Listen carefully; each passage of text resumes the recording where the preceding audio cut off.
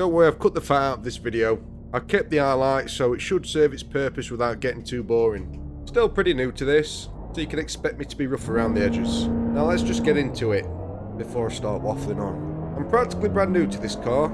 In fact, I'm practically brand new to this style of driving.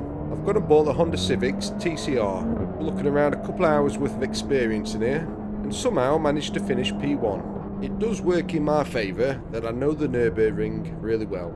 What doesn't work in my favour is that this car is front wheel drive, and as far as my iRacing experience goes, I've always driven rear wheel drive. Taking this into consideration, it should really emphasise why consistency, as long as you're not too slow, beats raw speed. And the first tip of this video is always be wary and very careful in turn 1, especially on a track like the Nürburgring. To get towed around the track is literally race over. So for something like that to happen on turn 1, well, you can imagine people get really annoyed. The race is about to start, so I'm going to stop being a waffler now, and I should start to be able to give you some useful tips. Right, let's go. Right, just before it starts, I just want to get in that what happens next, I really do not condone. I really don't agree with it. Okay? Whoa, go on! How's the wall taste? Have that, Yellow Edward!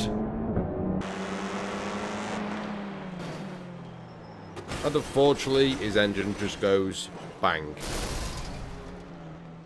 So I started P4, P3 wiped out P2, which means I'm now P3.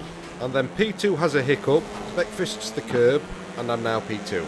The plan for me now is simple, and I promise now we're going to get a little bit more serious and not just start talking about Edwards and backfists. It's to find a rhythm and make as much of a big gap as I can between me and the cars behind, because I don't want to be handing out a slipstream on the few straights ahead.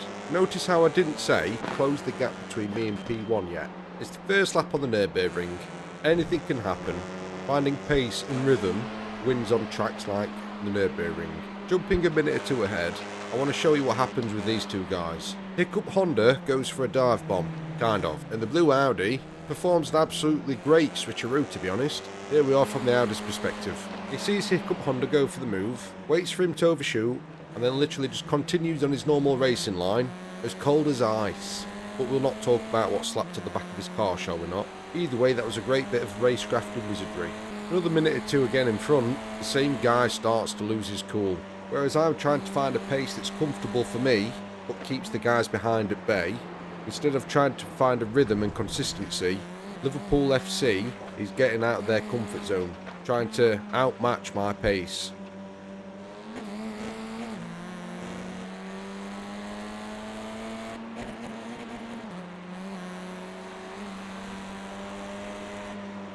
And in doing so, Beckfists the wall and loses a couple of positions.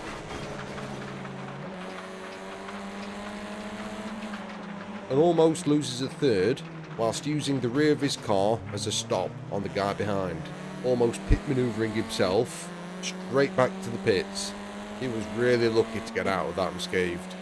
However, with that commotion, it provided me with a bigger gap with the guys behind, meaning that I'm not going to give anybody a nice slipstream up this hill. And as you can see, because I am new to this car, or anything similar, I've stuck some L plates on it.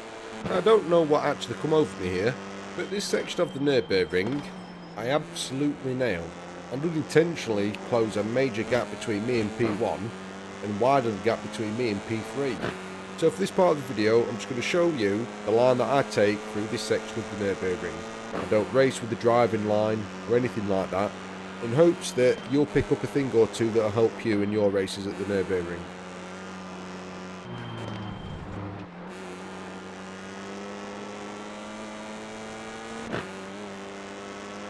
This part in particularly, I hug the right, cut as much as I can on the left, stabilise with a little lift, and literally just abuse the curb on the right.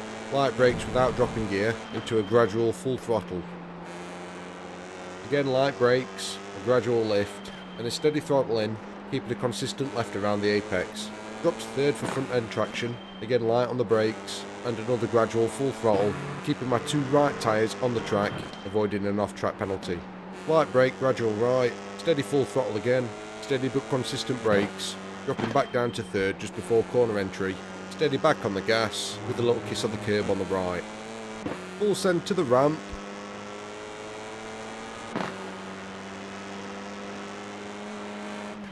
Braking just after landing and dropping down to fourth. Gradual lift of the brake with a turn in and a steady 50% throttle, gradually going to 100% as we go to the left. This section you can just abuse it, full throttle.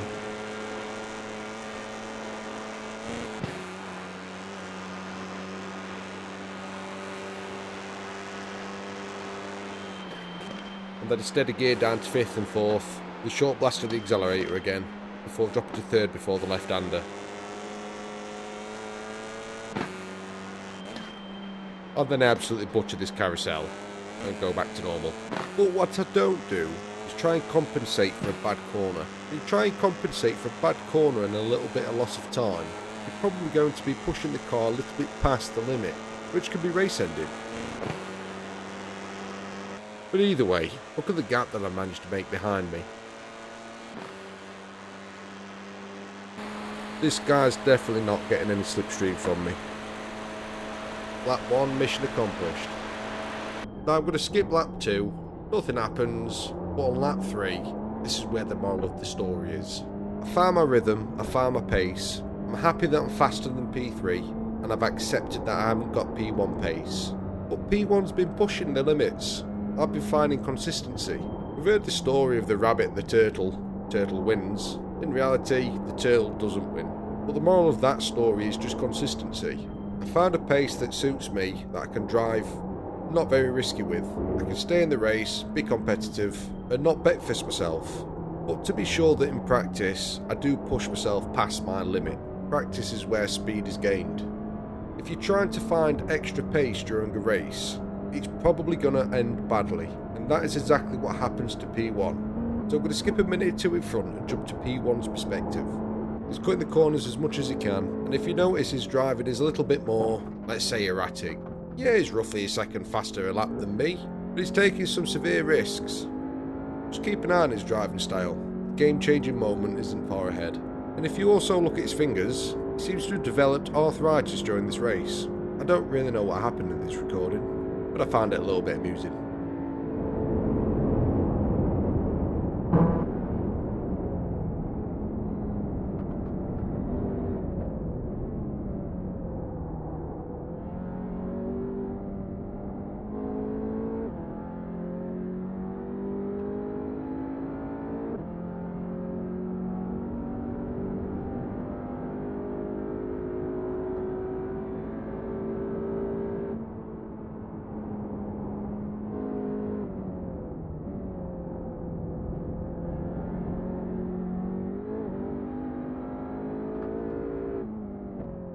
His steering and puts are a little bit jerky, which tells me that he's a little bit uncomfortable at the pace that he's racing.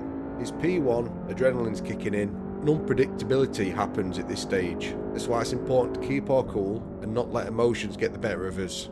Big Boschen is in the barrier. It's not race ending, but it severely slows him down, just enough to lose a few positions. And I did feel quite bad for him, I won't lie.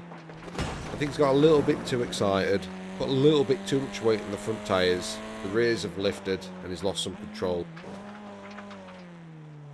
And just to show how much speed he lost, this is how fast that I managed to catch him up.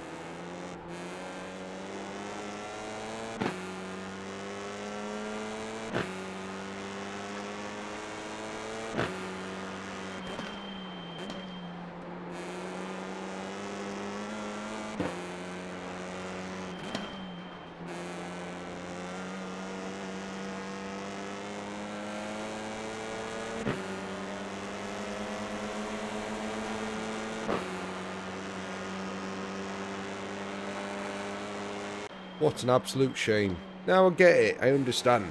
And I'm pretty sure that you guys will also. P1 with the great lead that he had, especially on a track like the Nürburgring, the pressure can get a hold of you, especially if you're not used to it. And it's only practice that really lets you get a hold of your emotions in these positions and situations. Just look at the state this guy's in. I did honestly feel really bad for him.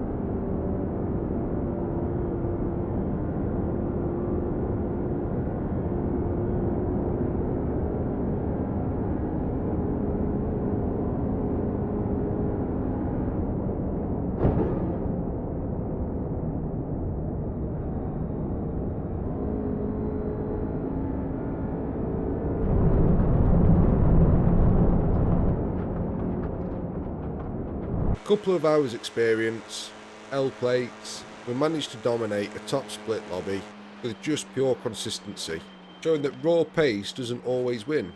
Tracks like the Nürburgring do reward consistency over pace. It's nice to have great pace, and it's a great weapon, but it's worth knowing that sims like iRacing take into consideration far more than you might realise. Obviously, we all know that tyre wear comes into it, but did you know brake fade comes into it as well? It's not just tyre wear, brake fade as well. So if you're driving the car past the limit consistently, all of a sudden you're not going to be able to be consistent because the brakes are going to be fading, not going to work as you expect them to, which is one of the reasons why P1 may have lost it earlier in the race. If you've got this far and watched the entire video, thanks an absolute bunch. You don't realise how much I appreciate it and how much you actually support the channel.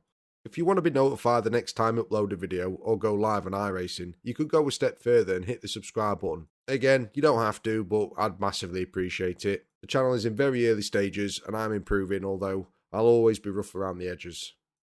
Thanks again for watching, I'll catch you next one.